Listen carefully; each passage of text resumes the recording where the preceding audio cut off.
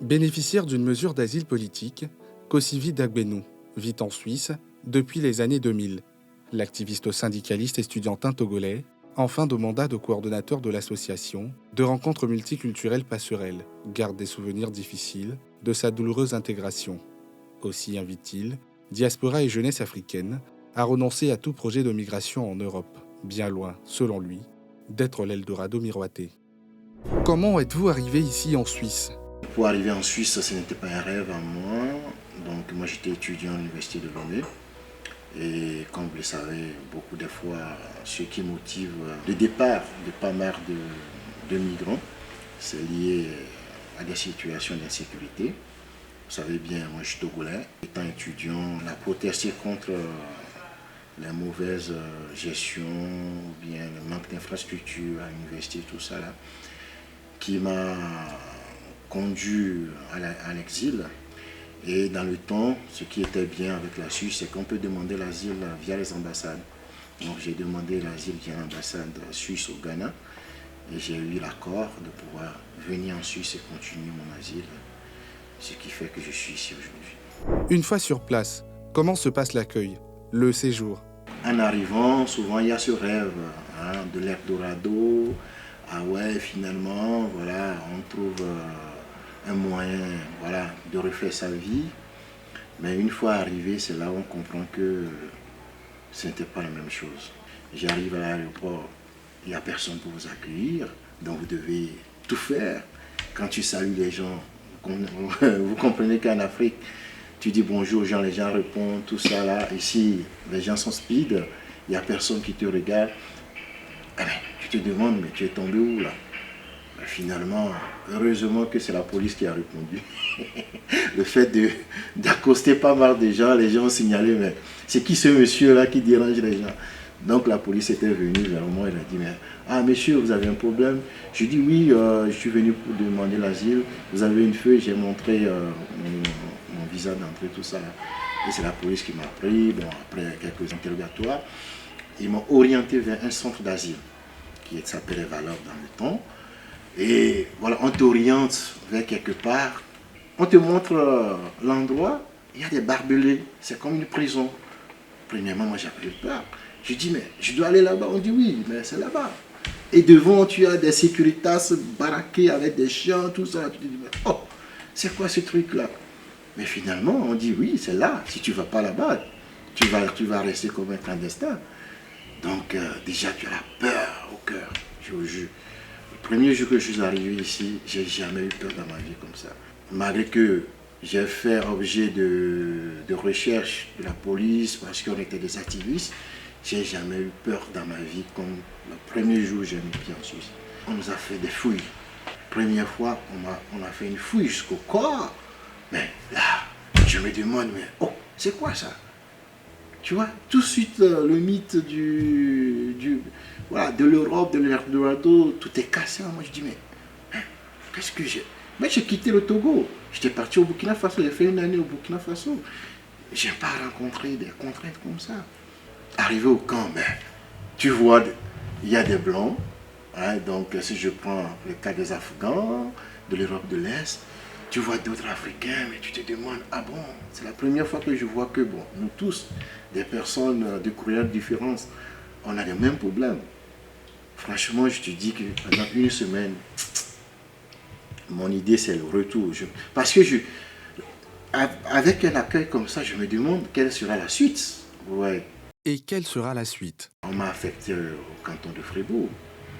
Ah, on dit maintenant, ah, quand le jour on dit, tu vas partir, ah, c'était une liberté pour d'autres. Mais moi, franchement, j'étais encore mélancolique. Je me dis, mais je pars encore vers où? Il y a toujours la peur de l'inconnu finalement. En 2007, c'était dur pour moi. C'est comme ça, on a pris un train. Il n'y a personne qui nous accompagnait. On nous a dit, quand vous arrivez à Fribourg, il faut demander où se trouve le service d'accueil des migrants. On débarque à la gare, on demande, on nous a quand même orienté. On a vécu pendant 3 mois comme ça, dans une petite chambre, avant que, voilà, finalement, ils ont pu trouver un appartement pour nous. Ouais. Donc, c'est pas fameux. C'est un parcours de combattant. Quand on arrive ici, toutes les mesures sont mises en place pour faire comprendre aux migrants que ici c'est pas l'Eldorado. De l'être humain, on devient des dossiers. Donc on va construire un dossier pour toi. Et souvent il y a 2 interviews. Et après les interviews, il faut décider si on t'accueille ou pas. C'est là où je comprends que je suis dans un nouveau monde. Vous voyez ça, c'est hyper dur. Vous finissez tout de même par obtenir un contrat qui déclenche le processus de votre intégration. Ici, les mesures d'intégration, ça passe par la langue souvent, donc ça concerne beaucoup ceux qui ne parlent pas aucune langue nationale de la Suisse. Donc moi, je viens d'un pays francophone, ça m'a beaucoup aidé. Donc du coup, l'intégration, moi, je dirais que tout est passé par l'association Passerelle, où je suis en contact avec des Suisses et d'autres migrants. Après tout, voilà, c'est via ça que tu fais d'autres formations. J'ai pu aussi reprendre mes études un peu. Et en matière d'intégration à fond, c'est le travail, tu vois. Donc, comme j'ai gagné ce travail ici, au fur et à mesure, l'association aussi a vu son budget augmenter. Donc, j'ai pu augmenter aussi mon taux de travail. Donc, en gros, moi, je me suis intégré par le travail. Moi, je pense que le sport nous a beaucoup aidé. Parce que quand on est requérant d'asile et qu'on n'a aucun programme, on ne peut pas travailler parce qu'on est provisoirement accepté. Donc nous-mêmes, tout d'abord, c'est des activités qui nous occupaient déjà chez nous. Donc il y a quand même certains terrains libres où nous-mêmes on se téléphonait pour aller jouer. Donc quand moi je suis venu, on faisait du foot et on répondait vraiment à chaque fois qu'on lance l'appel. Parce que c'est l'activité même qui nous a beaucoup occupés. On va faire du foot, on joue du foot, on fait du foot. Et puis au niveau de Passerelle, ça m'a aidé à pouvoir orienter les enfants et les jeunes qui arrivent ici dans différents clubs du canton.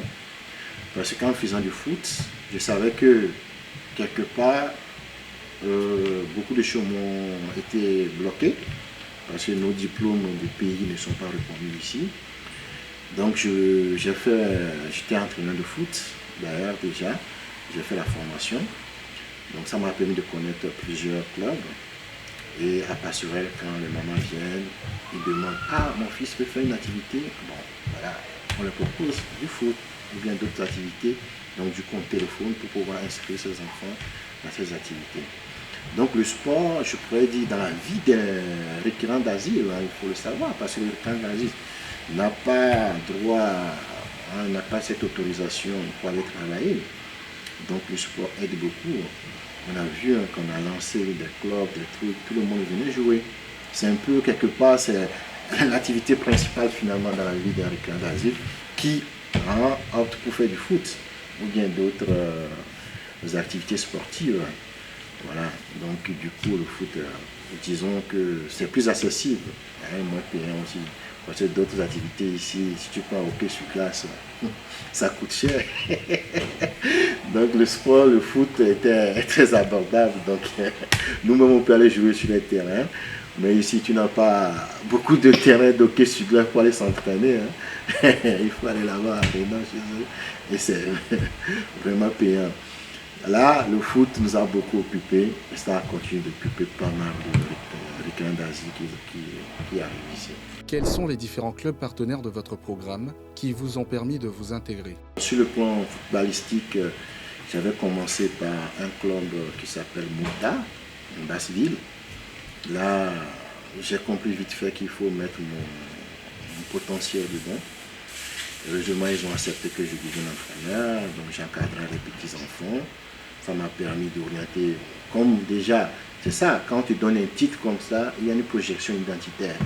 Il suffit que les Africains disent « Ah, il y a un entraîneur africain dans ce club. » Tous les enfants vont dire à la maman « Je vais aller jouer là-bas. » Donc ils nous téléphonaient vite. « Ah, Kossivi, mon fils peut jouer ici. » Voilà.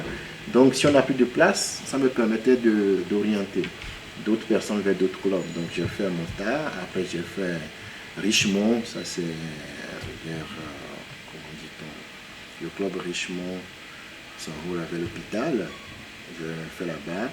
Et puis j'ai fait FC Fribourg aussi, où j'ai été entraîneur aussi pour un breton. Et on a orienté pas mal des enfants dans ce club-là. Avec du recul, pensez-vous que l'asile politique ici était le bon choix? Nous, quand on quitte chez nous, on pense que le monde est comme ce qu'on a connu au point de départ dans nos pays d'origine. La chaleur humaine, l'accueil, hein, l'amour du prochain, tout ça dans ce processus, je ne trouve pas. C'est dur, c'est hyper dur. On a tenu dans la galère comme ça, et finalement, ils ont compris que l'association, il faut la valoriser. Surtout en 2015, où il y avait un afflux de migrants, surtout jeunes. Et si on a commencé par découvrir des corps à Lampedusa en Italie, des gens qui traversent avec des bateaux de fortune là. Et c'est là où il y a eu ce réveil, où il y a une prise de conscience de la société occidentale sur la question. Et d'autres associations sont créées et qui ont repris les mêmes choses que nous faisons. Et là, ils ont mieux compris que les causes que nous défendons sont utiles. Tous les Africains qui ont réussi à avoir des diplômes en Europe, non, s'ils parlent de leur vie, c'est dur, c'est pas facile. Que dites-vous à ceux qui caressent le secret espoir de vous rejoindre ici pour se chercher? Ceux qui veulent venir, ça vaut pas la peine. Ça vaut pas la peine. On est mieux que chez soi. Parce que tu t'accroches finalement à prouver que tu peux réussir. Et les autres, eux, ils pensent que c'est facile ici. C'est pas du tout facile. Moi, je pense que partout, on a de quoi pour vivre, on a de quoi pour se former. Je sais que la situation est encore difficile dans certains pays où la dictature, machin. Mais on doit se battre pour qu'il y ait des acquis sociaux. Peu importe si l'État est dictatorial ou quoi, il faut qu'il y ait des acquis sociaux pour que les jeunes ne rêvent pas quitter. C'est ça qui m'a orienté dans la défense des droits de l'homme. C'est aussi question pour nos gouvernants de mettre les moyens en place pour que les jeunes puissent avoir confiance de se former et de grandir sur place. Parce qu'il y a beaucoup aussi, quand ils finissent leur formation ici, ils ont de la difficulté à retourner, vu la situation. Donc, ils préfèrent rester ici. Beaucoup de cerveaux, on a des docteurs, des gens très qualifiés dans la diaspora, qui pouvaient retourner pour former les autres. Mais vu la situation, les gens préfèrent rester ici à ne rien faire d'ailleurs. Parce que ce n'est pas parce que tu as eu un doctorat ou un certificat de diplôme que pour trouver du travail, c'est encore un autre parcours de combattant. Hein? Oh. Non, c'est pas facile. Aux jeunes qui vous écoutent, il faut qu'ils se battent pour que nos États en Afrique puissent mettre en place les moyens nécessaires pour eux de pouvoir se former. Si tu es un étranger étudiant ici, c'est que tu as une bourse pour venir. Là, tu peux encore suivre ta formation. Mais étant requérant d'asile, non, c'est pas la même chose. Les portes sont fermées. Ouais. Quel rôle devrait jouer dans cette cause la diaspora, ceux qui sont ici comme vous, pour une raison ou une autre? Moi, je me bats pour renforcer la capacité des nôtres ici à s'organiser en vue d'un retour. C'est ça. Voilà. Donc ici, je fais tout ça là pour que les gens comprennent qu'on a un pays, on a un continent à sauver. Donc notre temps ici, c'est un temps de passage. Ouais.